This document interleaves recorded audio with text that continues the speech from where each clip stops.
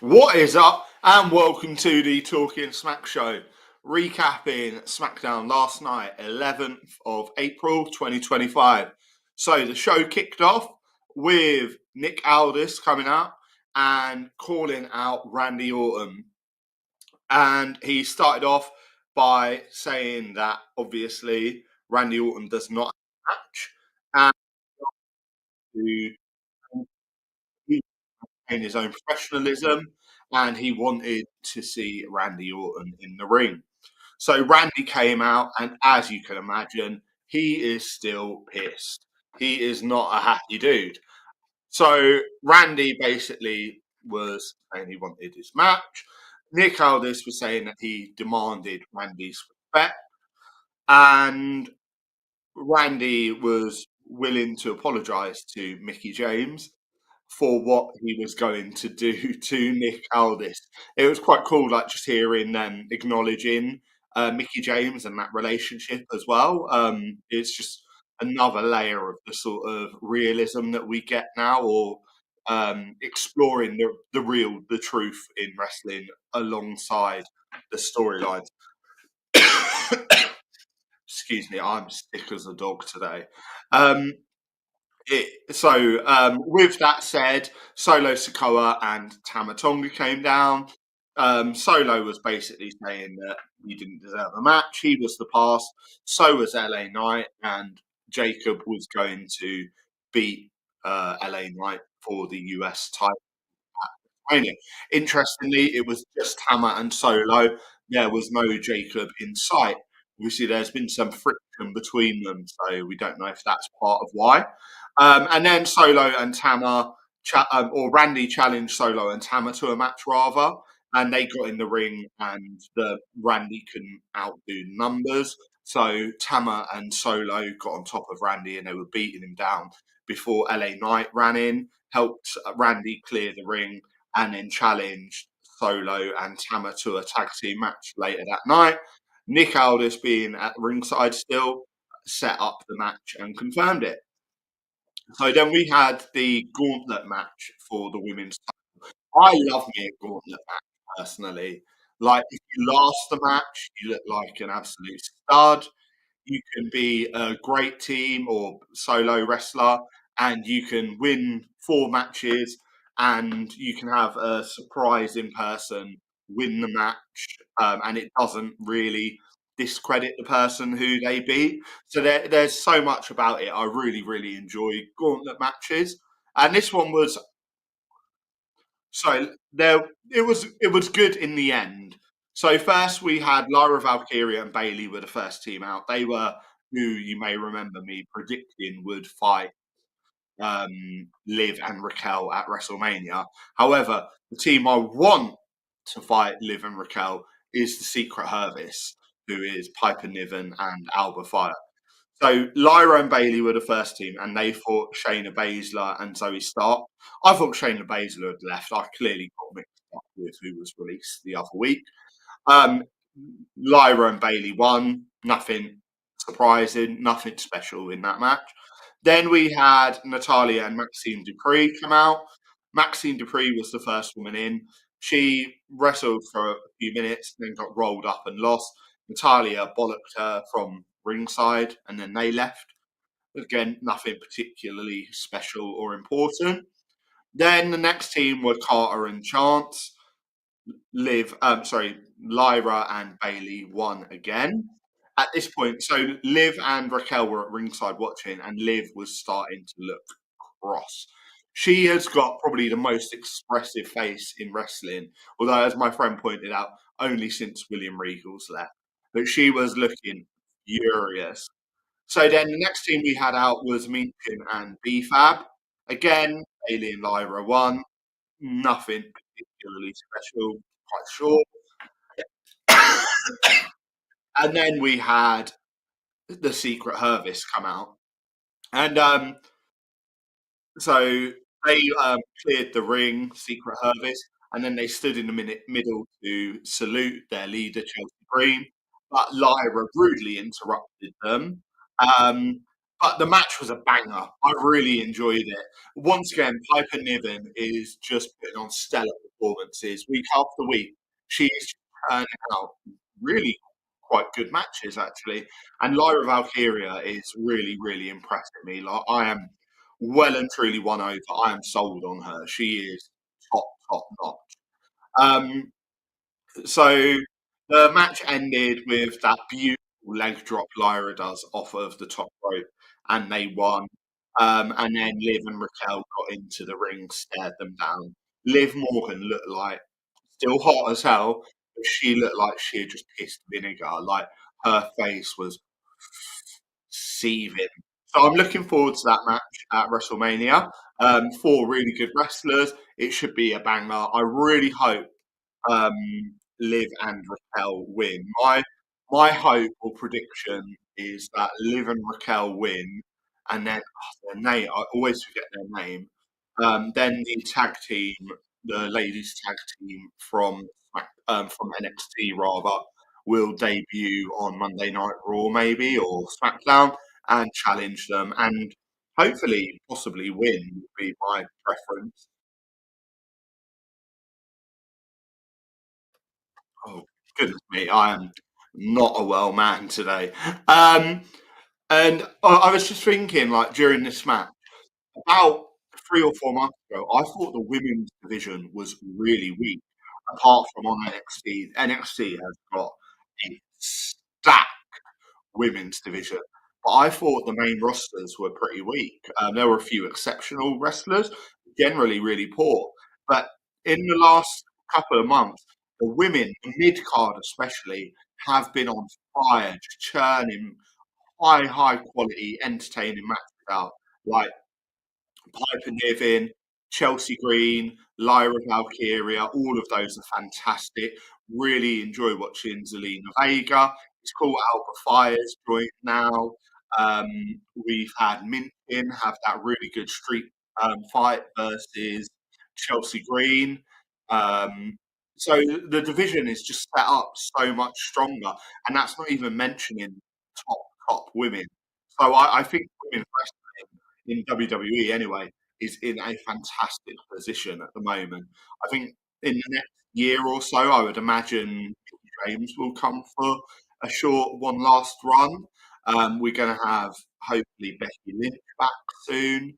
It's just really exciting time in the women's division. I think adding the mid card belt has made the matches far more purposeful and meant that their storyline is something for the characters to cling to. Whereas before it was like they were just having matches for the sake of it. And they were never going to challenge or anything. They didn't really get the time to develop the character or rivalries. Whereas now it's super. I'm really enjoying women's wrestling on WWE at the moment. So next we had um, Damian Priest come out to come face to face with Drew McIntyre before their match, which has been formally announced for WrestleMania. It's going to be a Las Vegas strip street fight or something like that. Basically, like one of those gimmicky no DQ matches. We'll have like someone getting hit on the head with a roulette wheel, probably, and some dice thrown at people. Honestly, I feel like this gimmick is just going to sort of make a bit of a mockery of what's been quite a good rivalry, but we'll see. I'm willing to be surprised. So as Damian Priest was walking out, Drew McIntyre attacked him from behind, was smashing his head into the screen on the edge of the ring again and again. He got taken to the back for medical treatment, and then Drew McIntyre stood in the middle of the ring with his eye patch, giving a promo about how he told Damian Priest that he was going to basically end him. He's doing that. And then he goes, "Oh, the Wolverine." Apparently, he now refers to himself as the Wolverine. I didn't know this was a thing. He doesn't even have sideburns. But I'm getting hung up on the wrong details. The Wolverine is 100% cleared, so he is in fact not blind, despite people on the internet rumoring that actually the match was cancelled because his eye injury was legit.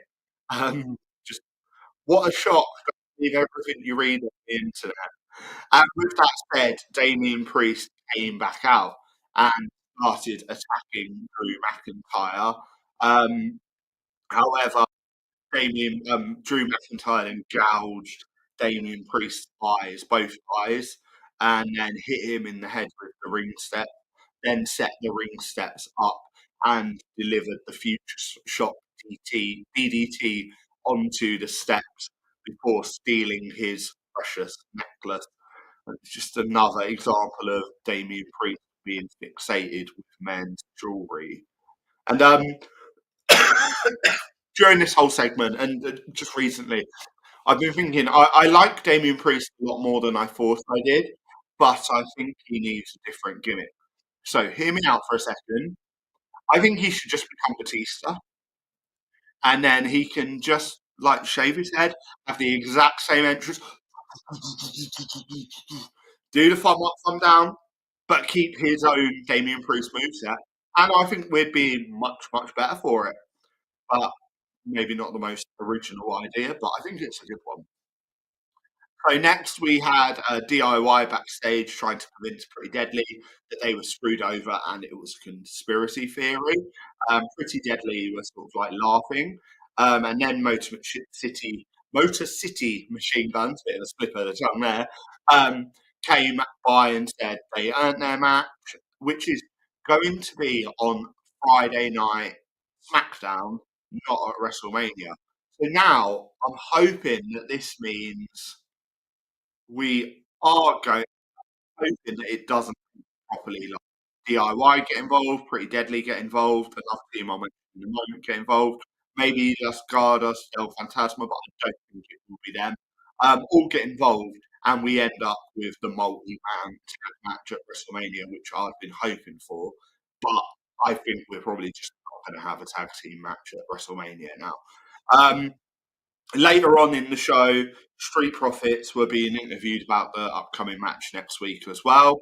And Miz and Carmelo Hayes came by, and Miz said that Melo, don't Miz, are coming for the belts next. So either they could end up in a multi-man tag match, or my suspicion is that Street Profits will defend the belt on SmackDown next week, and then the following week or after WrestleMania anyway, we'll have a program with Miz and Mello and the Street Profits. I'm not really that bothered about that. I'm open to being wrong, and hope I am, but right now, fair enough. So next we had Rey Fenix versus Humberto, who apparently is called Berto now. I don't know how. Really, I've missed it though. So it's Rey Fenix versus Berto. Rey Fenix obviously won. He's got to win at the moment, really building him up. But man, is he cool! He is he is awesome.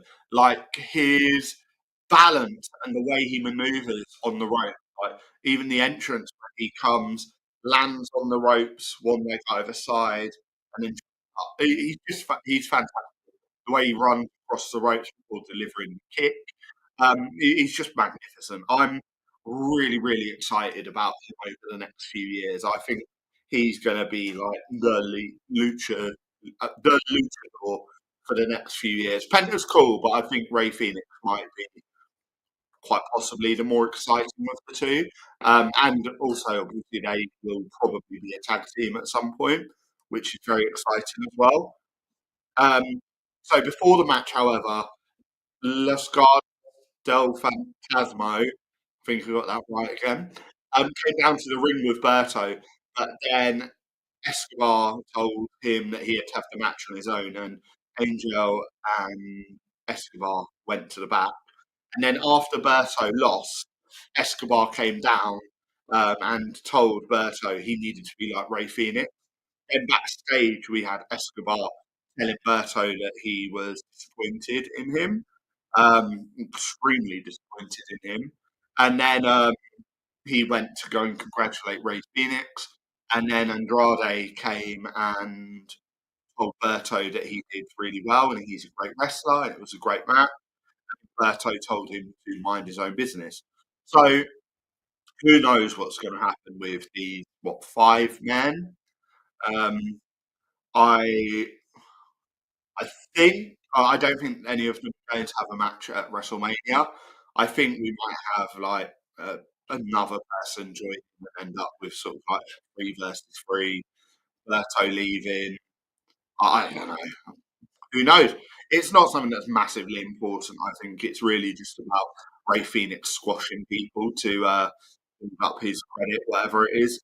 Next, we had a little video package just outlining CM Punk and Paul Heyman's relationship.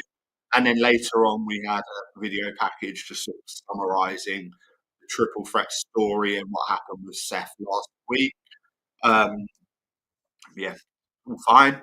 Then backstage, Chelsea Green was banging on Medical's door saying she needed the Secret Service to come and help her. She had a match with Zelina Vega. Zelina came by and laughed and went to the match.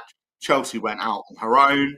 Uh, as soon as the match started, Chelsea sort of tossed Zelina Vega outside, was throwing her against the table, threw her into the ring, and then started complaining that her secret Hervis weren't there. And then she got counted out, so she lost the match by count out, which means that Zelina Vega will now get another title match against Chelsea Green, hopefully at WrestleMania, because I really believe that Chelsea Green, out of all of the mid card women, really deserves a match at WrestleMania. She's had a terrific, like, what? How long she had the belt? 6 months. I don't want her to drop it either, but I really think she's earned that. But we'll see. Then there was a couple of video packages, Naomi and Jade Cargill. It was fine, but Naomi outfit choices now are weird. So she has been wearing like caution hazard tape, and then this week she was wearing like a necklace and hair decorations made out of razor blades. It's disturbing, odd. So then next we had Cody come out to do a promo, and he had all of the different heavyweight belts displayed on the ring, and he sort of like spoke about the history of he, he aspects of John Cena's success, aspects of Hulk Hogan, sort of things in his career. And he was saying that John Cena says that he doesn't know, as in Cody doesn't know who he is. What Cody does know is that he is the world heavyweight champion. And it was good. I felt like it was probably a little bit longer than it needed to be, personally. But it's just, and Cody was also saying that he needs to win to keep the belt in WWE so he can, so that other people can win it in the future. And that was a nice point, but it was probably just a little bit long for me, really. However, I am open to the fact that I'm not feeling well and kind of wanted to go to bed while I was watching it.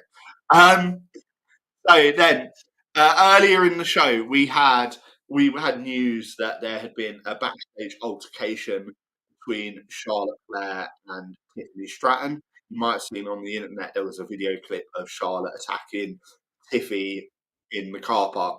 So we were told that Charlotte had been sent home and both women were being like fined or something like that.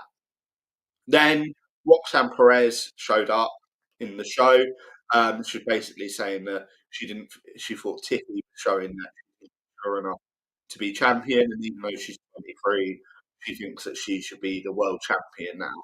And Tiffy turned up, and basically they had a little argument. Tiffy challenged Roxanne. Nick Aldis said he'll think about it, but Tiffy needs to cool down. Later on, we found out the match was sanctioned. So we had a really, really good match. Roxanne Perez versus Tiffany Stratton really is like the future of the main card. And it was excellent, really, really enjoyable. I think we really saw that Roxanne Perez is without a doubt ready to be on the main card. I'm certain she will after WrestleMania. I would personally be very open to her challenging Tiffy the night after WrestleMania or the SmackDown after WrestleMania and taking the belt then. Like, I would have no problem with that. Um, and then them two having like a little bit of a program going forwards. Obviously, Roxanne Perez would be a debut as such, but it would be a big statement piece and one that's well deserved. However, Tiffy did win the match as she should going into WrestleMania as champion, and then Charlotte Flair hopped out of the crowd and attacked her. Wade Barrett eventually broke them up between them, explaining Charlotte that he was going to protect her from being protect her career, I think was the words he used. And then Charlotte stood over a fallen Tiffy whilst on the table looking down at her.